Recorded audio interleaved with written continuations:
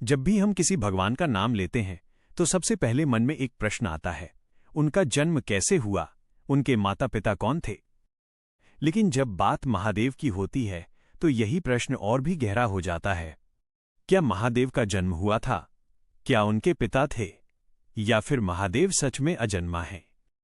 आज इस वीडियो में हम महादेव के जन्म से जुड़े इस गहरे रहस्य को शांति और भक्ति के साथ समझेंगे। शिव पुराण, लिंग पुराण और वेदों के अनुसार महादेव अजन्मा हैं। पर यहां एक कथा आती है जिसे बहुत से लोग गलत अर्थों में समझ लेते हैं। पुराणों में वर्णन है कि एक समय ब्रह्मा जी के क्रोध से रुद्र का प्राकट्य हुआ। इसी कथा के कारण कुछ लोग ये मान लेते हैं कि ब्रह्मा जी महादेव के पिता हैं। लेकिन सत्य ये है कि रुद्र महादेव का कोई अलग जन्म नहीं था। रुद्र महादेव का ही एक स्वरूप है। ये शरीर का जन्म नहीं था, ये शक्ति और ऊर्जा का प्राकट्य था। जैसे अग्नि से चिंगारी निकलती है, वैसे ही महादेव का रुद्र स्वरूप प्रकट हुआ।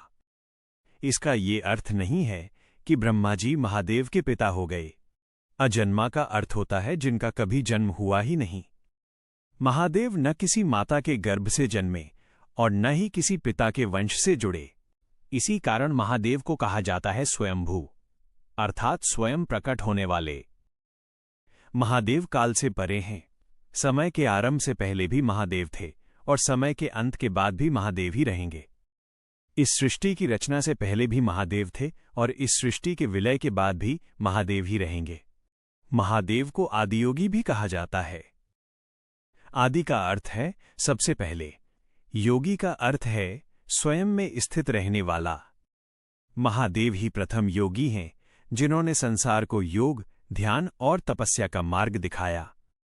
जब संसार की रचना भी नहीं हुई थी तब भी महादेव ध्यान में लीन थे।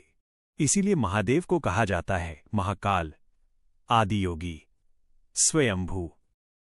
अब एक और गहरा प्रश्न उठता है, यदि महादेव का जन्म ही नहीं हुआ तो उनके पिता कौन हो सकते हैं? जिसका जन्म होता है उसका पिता होता है, लेकिन जो अजन्मा है उसका पिता कैसे हो सकता है? महादेव जन्म से परे हैं, महादेव मृत्यु से परे हैं, महादेव शरीर से परे हैं।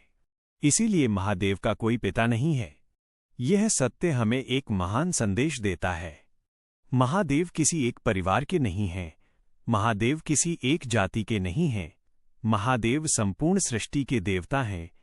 महादेव का जीवन हमें सिखाता है कम में भी संतोष, शून्य में भी शक्ति और एकांत में भी पूर्णता।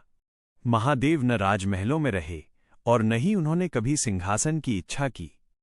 फिर भी महादेव सबसे महान हैं।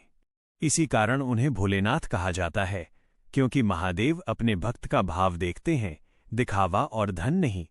तो भक्तों, जब भी कोई आपसे पूछे कि महादेव के पिता कौन थे, तो शांत मन से कहना, महादेव अजन्मा हैं, महादेव स्वयंभू हैं, महादेव ही आरंभ हैं और महादेव ही अंत हैं।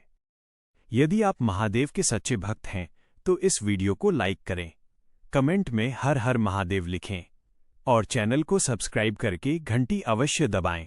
हर हर महादेव। ओम नमः शिवाय।